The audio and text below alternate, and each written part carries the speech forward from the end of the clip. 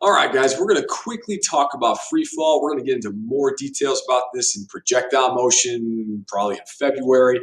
Um, but we're going to talk a little bit about it because it does have to do with acceleration. Now, free fall simply means that you have an object that is gravity is acting on it, and then if you let go, this thing would fall, right? And fall. And why is it falling? You get a lot of detail about that, but it's because gravity is actually an attraction force between two objects that have mass, right? The Earth is really, really, really, really big, so everything falls towards the Earth.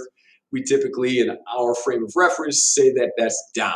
All right, so we're just going to say down, even though if you're in Australia, I got friends in Australia, and if they drop something, it doesn't fall off into space, it falls towards the Earth. But in my perspective, that would seem like it falls up. But always, we're going to say it falls down. So it's kind of a special case of acceleration. Now, we can actually calculate it. If we're in class, we might actually try and experimentally calculate the value of it. It is 9.81 meters per second squared. For simplicity's sake, we're just going to round it up to 10. It's very close. It gives you answers that are very, very close to the way it would normally be. But we're not sending anything into space or making anything fly at this point in our life, so rounding a little bit is just fine.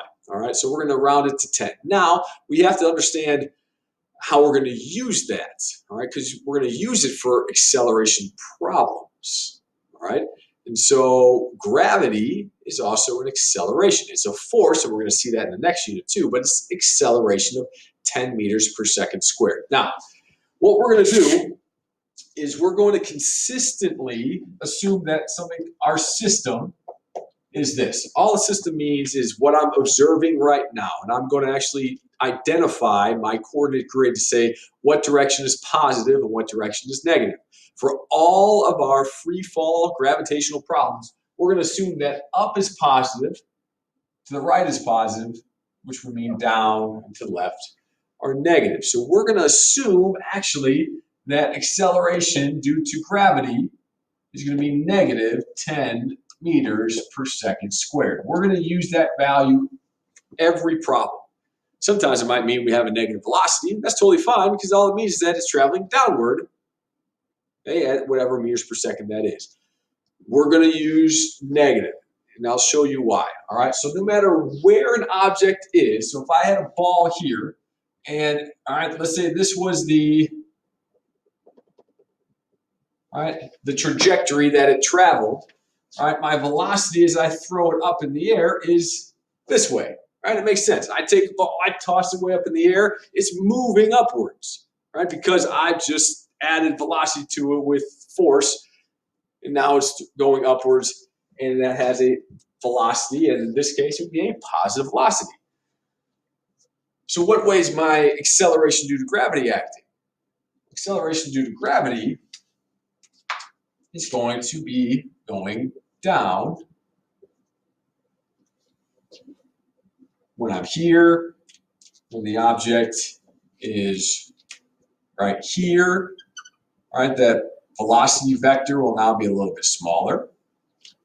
My acceleration vector will be the exact same because velocity doesn't change at any point in the trajectory of this object. It is the same.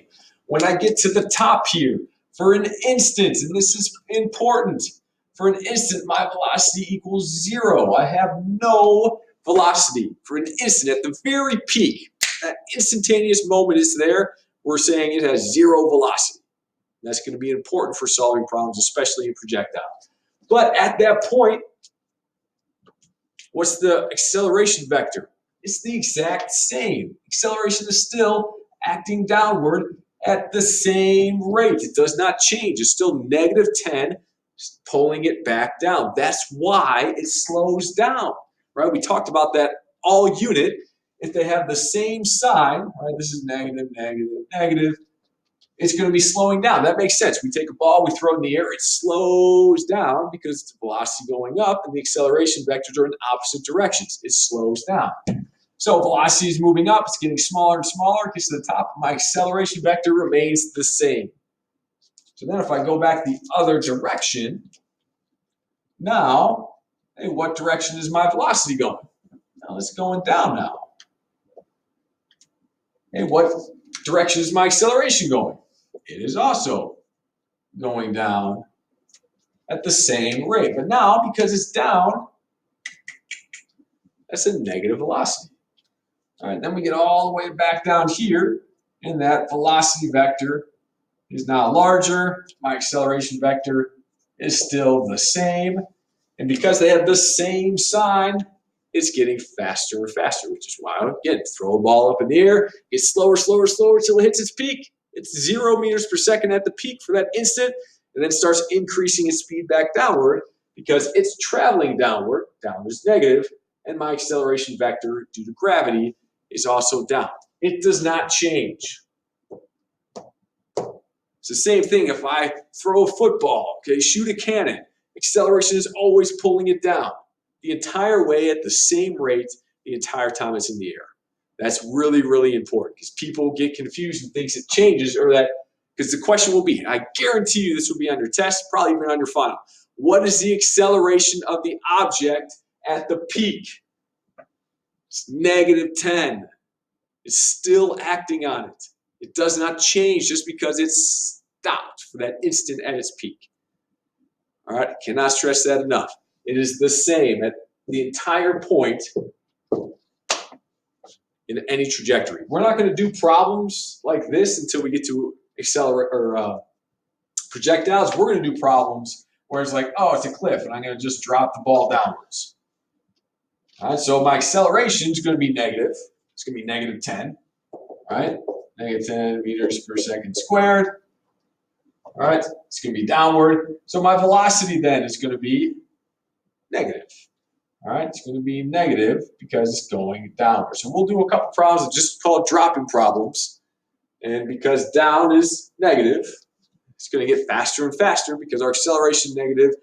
The velocity is going to be negative as well. Still speeding up. Signs are the same. Same rule applies.